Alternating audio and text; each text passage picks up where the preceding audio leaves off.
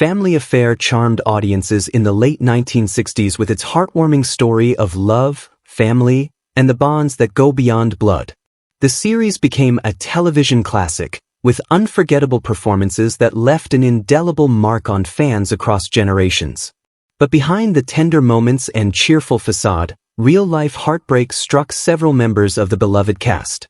In this emotional tribute, we remember the stars of Family Affair who have sadly passed away, celebrating their contributions to television history and reflecting on the tragedies that remind us how fleeting even the brightest lights can be.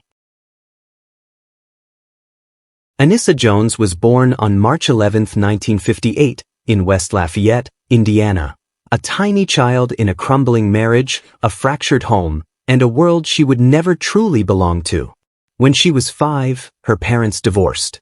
Her mother, struggling to make ends meet in California, pushed Anissa toward acting, not out of ambition, but desperation. The bright-eyed girl who would one day become Buffy on Family Affair carried a silent burden long before the cameras rolled. At age 8, she became a household name, her pigtails, lisp, and porcelain smile stealing hearts as the angelic Buffy Davis. But the fame was a cage. Off-camera, Anissa was lonely, forced to abandon childhood for scripts and studio lights. She never had a normal school life. Classmates whispered. Strangers stared. Her identity blurred into a character she didn't choose. And as she aged out of the role, the industry didn't want her anymore. No one wanted Buffy grown up. The transition was brutal. After Family Affair ended in 1971, offers dried up. She was only 13. Too old to be adorable, too young to be anything else. She tried high school, tried vanishing into the crowd, but the damage was done. By 15, she had dropped out. The once innocent child was already numbing herself with drugs, seeking quiet from the pressure, the rejection, the invisibility that followed early fame. Anissa's personal life was no refuge. Her father died when she was just 16, and custody battles with her mother had scarred her deeply. She bounced from house to house, relationship to relationship, her fortune from acting locked in legal limbo. She was a forgotten star in a world that only remembered her as the doll-like child with a Mrs. Beasley doll. On August 28, 1976, at just 18, Anissa was found dead of a drug overdose in a friend's bedroom in Oceanside, California. The coroner described it as one of the most lethal drug combinations he had ever seen: cocaine, PCP, Quaaludes, and Seconal. Her body had given up under the weight of forgotten dreams. She left no will, no estate plan, only a net worth of $63,000, the remnants of a childhood sacrificed for fame. Behind Buffy's soft voice and childlike wonder was a girl who had no chance to grow. Anissa Jones never escaped the shadow of the spotlight, and it was that shadow that swallowed her whole. Sebastian Cabot was born on July 6, 1918, in London, England, a boy of humble beginnings who grew up in the shadow of World War I's aftermath and economic despair. His family had no wealth, no status, and certainly no connection to the theater. Young Sebastian left school at 14 to work as a chauffeur's apprentice, not out of curiosity, but necessity. Life was hard, and dreams had to wait, or be forgotten altogether. But Sebastian didn't forget. He was drawn to language, to stories, to characters richer than real life. He stumbled into acting almost by accident, working backstage until his deep, commanding voice earned him small parts. The roles were few, the pay little, but he clung to performance like a raft in a turbulent sea.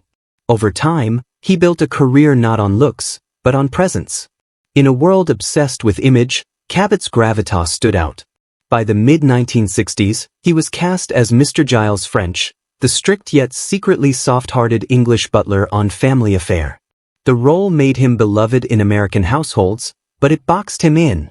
Off-screen, Cabot was nothing like the character. He was warm, philosophical, and sometimes tormented by self-doubt. Fame did not comfort him. It reminded him of the life he had once imagined but never fully lived. Weight plagued him. So did health. Behind that dignified facade was a man who battled obesity and recurring illness for much of his adult life. Publicly, he smiled through interviews, but privately, he feared being seen as a caricature. He felt confined, typecast by Hollywood, misunderstood by peers, and haunted by the possibility that he had not done enough with his talent. His personal life was quiet, almost evasively so. He married Kathleen Rose Humphreys and had 3 children, but his devotion to work often left little room for deep emotional connection. Those close to him described a man who gave endlessly on set but struggled with intimacy at home. His British reserve, once his strength, became his emotional prison. On August 22, 1977, Sebastian Cabot died of a stroke in North Saanich, British Columbia. He was 59. At the time of his death, his net worth was approximately $300,000, respectable but modest for a man who had once captivated millions. Though remembered fondly as the quintessential gentleman's gentleman, Cabot died with a quiet ache that he had been seen, but perhaps never truly known.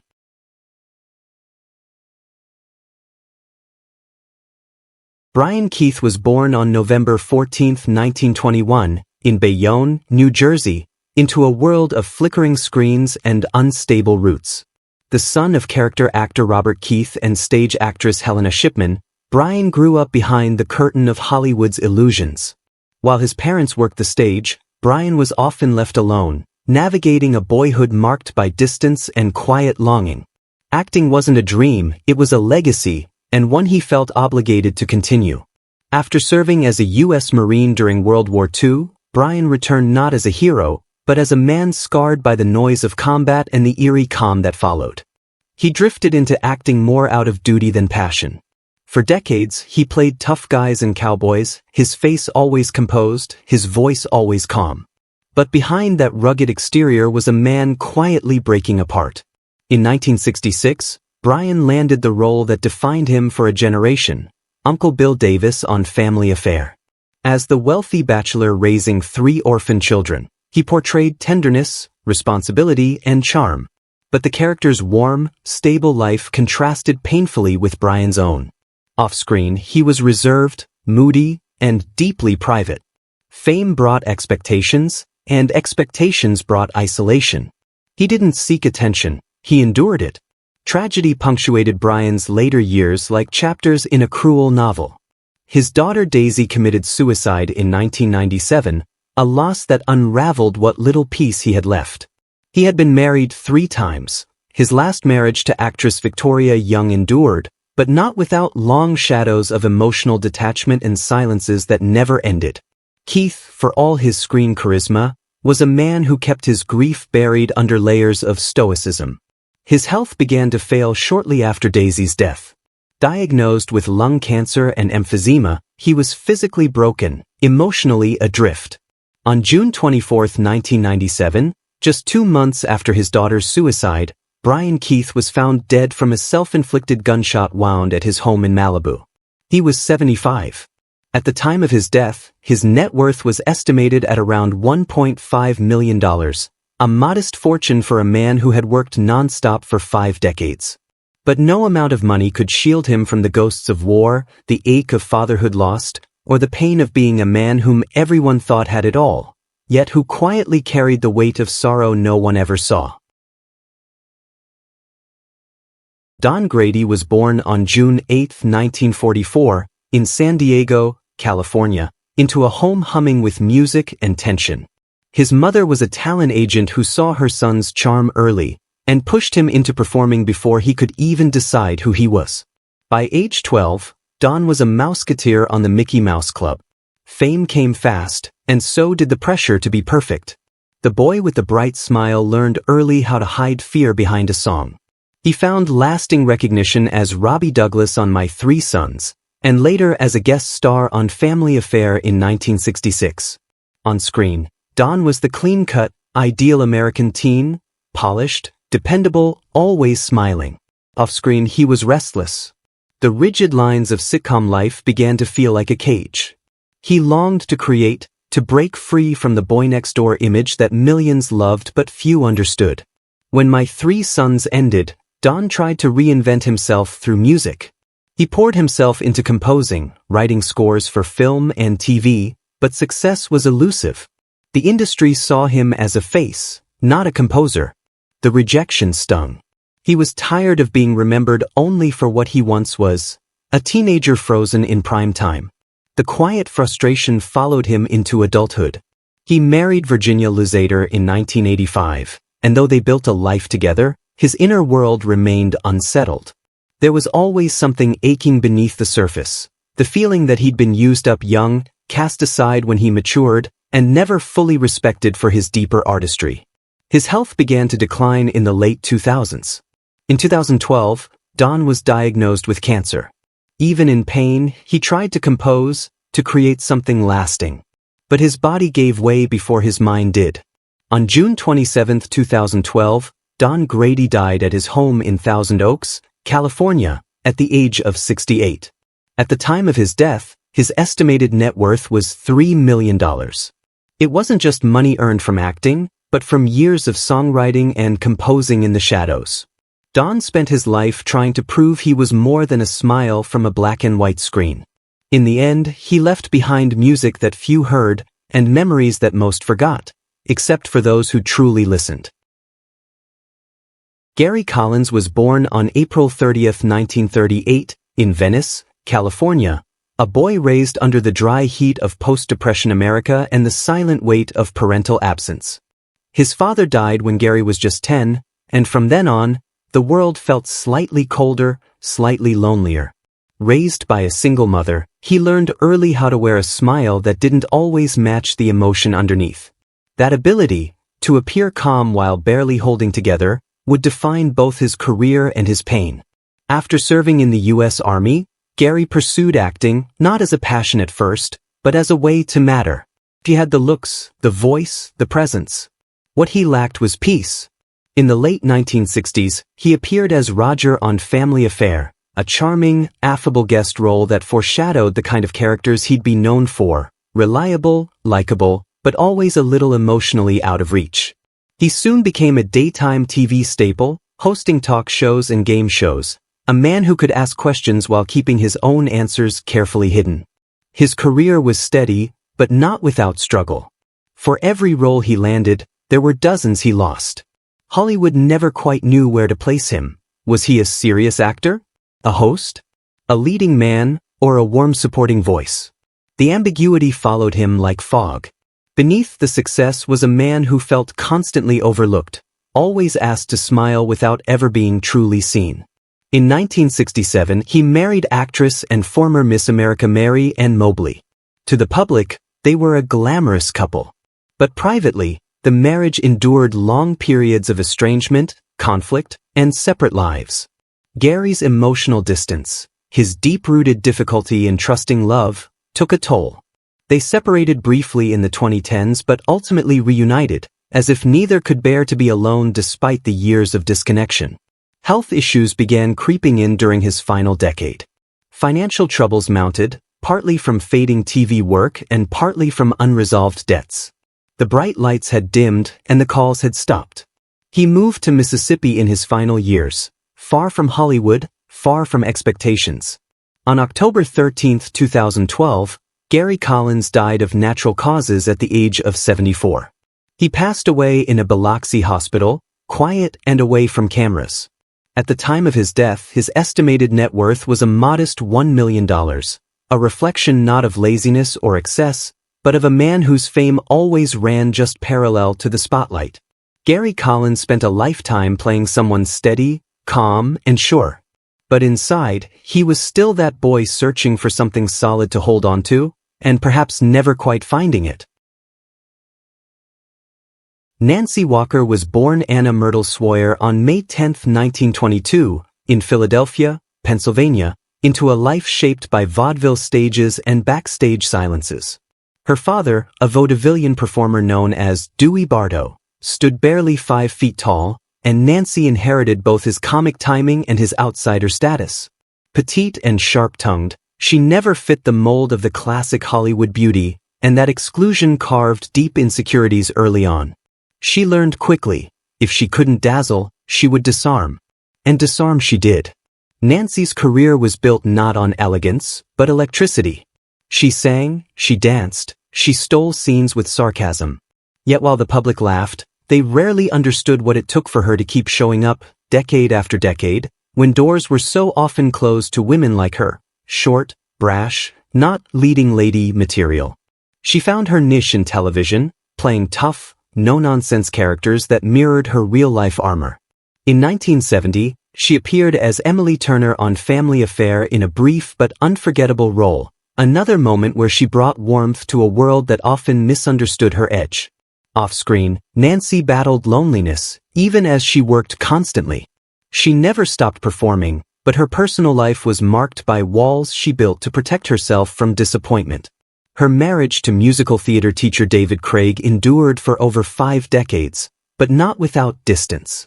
While she fought to be seen professionally, she struggled privately with feelings of inadequacy, even as awards and applause came her way. Success never quite silenced the doubt. As a director, she made history, one of the first women to direct primetime sitcoms. Yet her attempt to transition to feature films faltered. Her 1980 directorial debut, Can't Stop the Music, was a critical and commercial failure. It stung deeply. She never directed a movie again. In the 1990s, her health began to decline. Diagnosed with lung cancer, she continued to work even as chemotherapy took its toll. The defiant sparkle in her eyes remained, but the energy was fading. On March 25, 1992, Nancy Walker died at her home in Studio City, California. She was 69. At the time of her death, her estimated net worth was around $1.2 million, earned through decades of hard-won roles, witty lines, and fierce perseverance. Nancy Walker never conformed.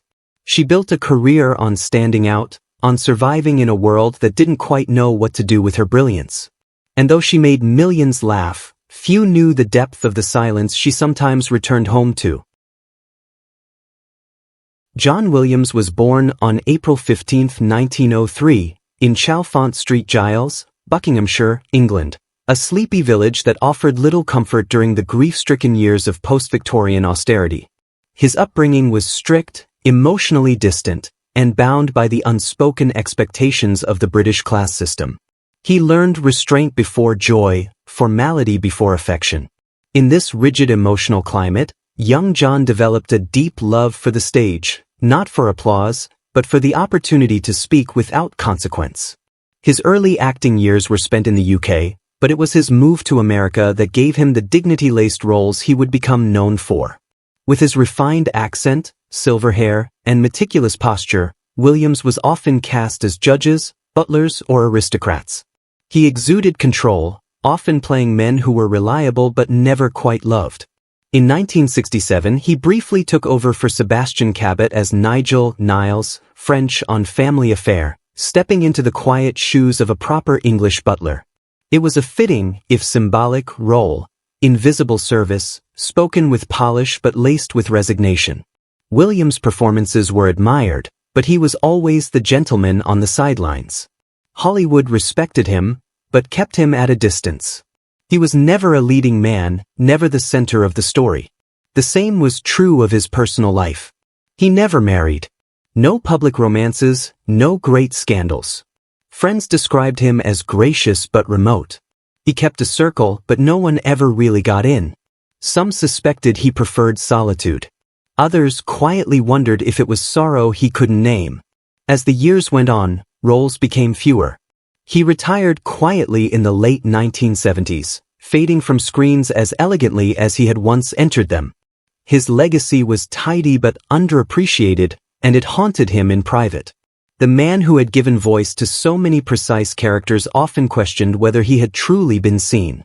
John Williams died on May 5, 1983, in La Jolla, California, from complications related to heart failure. He was 80.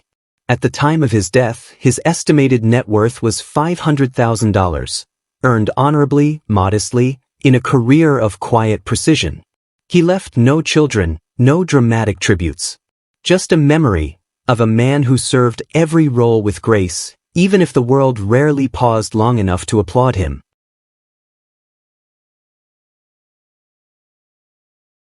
Kathy Garver was born on December 13, 1945, in Long Beach, California, into a working-class family with little connection to Hollywood, but plenty of grit. From the start, she stood apart, articulate, driven, and earnest in a way that made adults pause. When she was cast as Sissy Davis on Family Affair, the teenage older sister to Buffy and Jody, Kathy became the show's quiet anchor, a symbol of maturity and tenderness. But playing Sissy required Kathy to silence her own complexities. She wasn't the perfect sister. She was a young woman navigating fame in an industry built on illusion. As the lights of Family Affair shone, Kathy often felt dimmed by comparison. She wasn't the cute child or the charming adult lead. She was the in-between. The role brought visibility, yes, but also an identity crisis. When the series ended in 1971, Kathy was 26.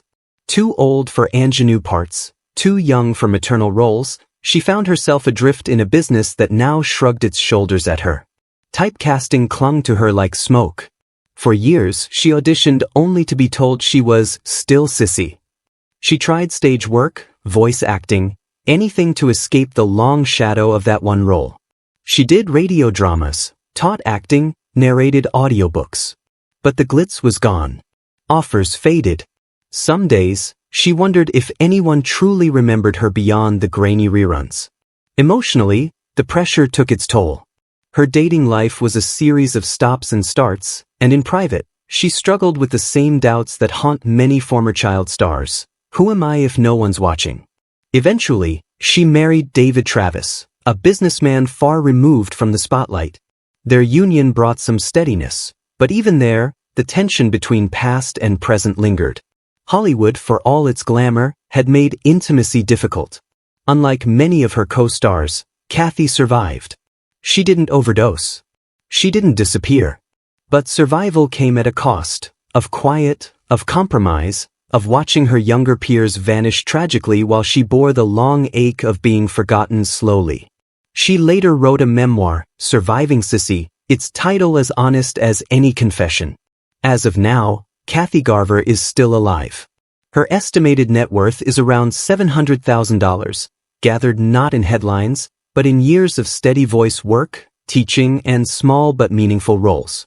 She was never the star, but she endured, carrying the memories of a cast that didn't all make it out. Johnny Whitaker was born on December 13, 1959, in Van Nuys, California, the youngest son in a large Mormon family struggling to stretch their modest means across 8 children. From a young age, Johnny's cherubic face and natural charm caught the eye of talent scouts. What started as small commercials quickly snowballed into fame when, at just 6 years old, he was cast as Jody Davis on Family Affair, alongside Anissa Jones. Overnight, Johnny became America's golden boy, but the smile he wore was often just a performance. As Jody, he was adored, innocent, loyal, always clutching a doll or leaning into the embrace of Uncle Bill or Mr. French. But the cameras never showed the pressure. The endless takes, the exhaustion, the weight of being the family's primary breadwinner before even reaching puberty. Behind that boyish charm was a child quietly robbed of childhood, forced to live through scripts instead of scraped knees and bike rides. When Family Affair ended in 1971, so did the stability in Johnny's life. The world that once lifted him up seemed to forget him overnight. Roles became sparse. Studios stopped calling. He tried to recapture his identity with other projects, Tom Sawyer, Sigmund and the Sea Monsters, but nothing stuck. Puberty made him invisible in an industry that had only wanted him small and cute. The rejection turned inward. As the years passed, Johnny drifted. He rebelled against his conservative upbringing. His sister's death from a drug overdose sent him spiraling into substance abuse. In his 20s and 30s, Johnny fell into a brutal addiction to cocaine and alcohol, years lost in a fog of self-destruction. His once bright future had turned to silence and shadows. Marriage was fleeting. He wed briefly, but the relationship collapsed under the weight of addiction and denial. Estranged from family, estranged from himself, Johnny hit bottom. But unlike many of his peers, he survived. With the help of his family and faith, he found sobriety in the late 1990s and turned his pain into purpose. He became a certified drug counselor, dedicating his life to helping others avoid the darkness that nearly claimed him. As of today, Johnny Whitaker is still alive, a quiet survivor of child stardom's brutal toll. His estimated net worth is $200,000, a modest sum, but one hard-earned not through glamour, but recovery. His legacy is more than Jody. It's a story of falling hard and somehow choosing to rise. Which character from Family Affair, TV series 1966 to 1971, holds a special place in your heart? How does it make you feel knowing that some of the beloved cast members are no longer with us? We'd love to hear your thoughts. Feel free to share them in the comments below. If you've been enjoying this content, please like the video, subscribe to the channel, and hit the notification bell so you never miss an update. Thank you for watching.